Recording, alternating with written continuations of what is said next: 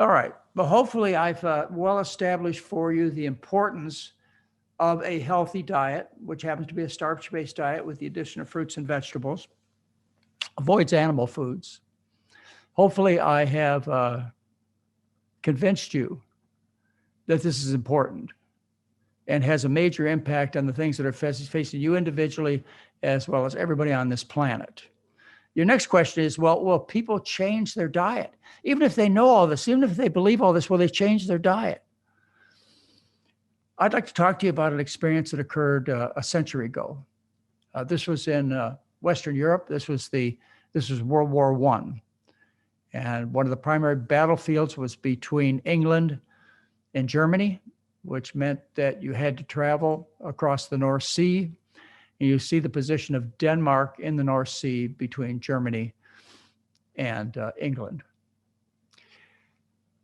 What the British did is they set up a blockade to starve the Germans. Between 1914 and 1918, the Germans did starve. 400,000 Germans suffered from severe malnutrition.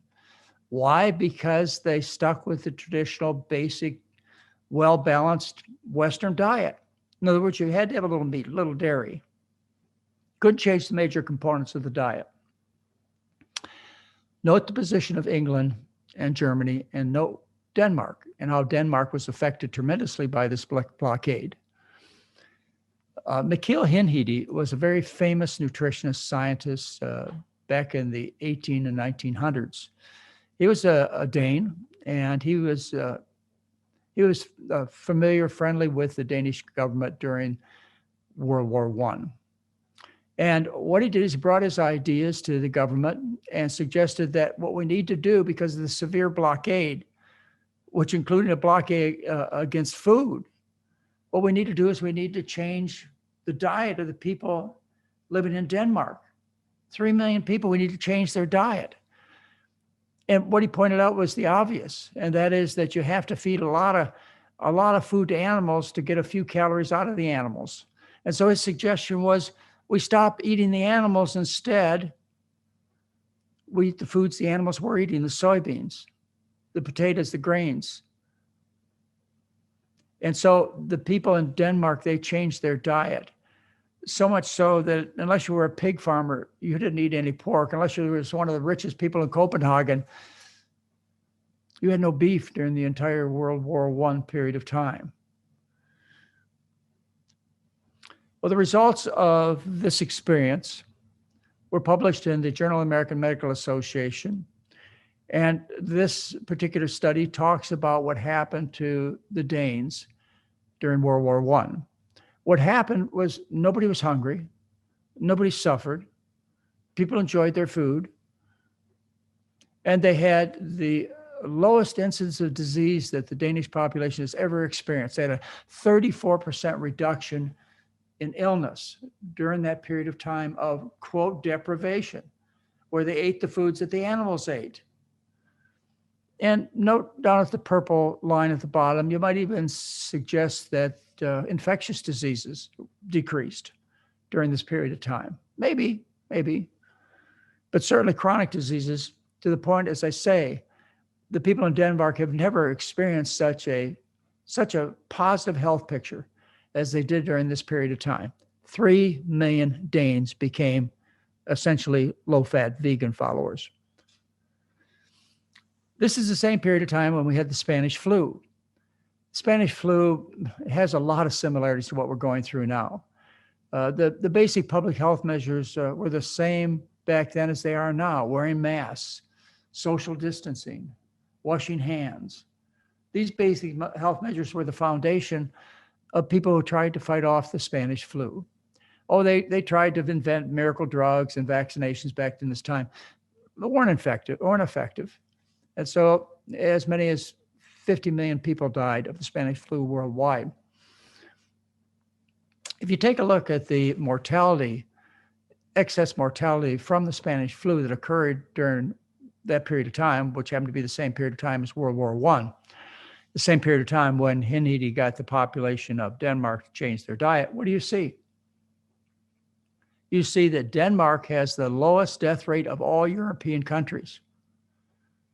In other words, to me, that's at least a suggestion, that 100 years ago, people experienced dietary benefits to infectious diseases just like we could today.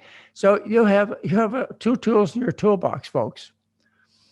You can follow social distancing, or you can eat a good diet. And these are things that will help you with any variant, any virus that comes out. Can we change? Well, I've seen people change in my lifetime. I'm nearly 74 years old, and so I've seen a lot. Now, I saw Arthur Terry come in 1964 and publish the Surgeon General's report on smoking and health.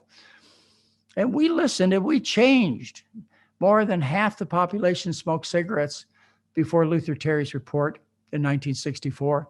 Now, fewer than 17% of the population smokes. And these are the people that are less fortunate, less opportunity, less education. Same thing with alcohol. A noontime lunch meeting wasn't a real meeting unless you downed 2 or 3 drinks. Now it's a social disgrace, just like smoking in public is a social disgrace. I hope soon, walking by the table of somebody who's still eating the Western diet, the thoughts of social disgrace come across your mind. And I hope that's the attitude that we develop worldwide. Not only to correct the problems I've been trying to correct for my whole medical career, chronic diseases like diabetes, heart disease, obesity. No, not just to correct those problems, but this time to give us a chance against the viruses. We need healthy people, and we need a whole bunch of good ideas. As they say, any idea is a good idea when it comes to trying to solve the problems of climate change. Well, people are paying attention. COVID-19 has brought out to us the fact that we can change. I mean, look what happened just in the last year. Hardly an airplane was flying over the whole year. We dropped the carbon dioxide levels by 10%. There were animals running in the streets. You could see fish in the Venetian canals. The people in China and Shanghai, they saw a blue sky. In other words, COVID-19 has woken us up to the possibility that we can change. We have changed. We will change. And these changes may be important enough and well accepted enough, not only to save us, our children, our communities, our countries, but the whole darn earth. It's real simple. The truth is simple and easy to understand. Diet is at the foundation of every single problem, major problem that we face in the future. The solution is clear. We have to transcend as a world to a population of people who eat a traditional diet. They eat the same diet that 99.9% of people who ever walk this earth have eaten, a diet based on starch. In other words, we're just giving up an aberration, something that is just a blip in time, and that's eating like kings and queens. Why? To save our planet. We're not doing anything weird. We're not doing anything that costs anything. We're not doing anything that hurts animals.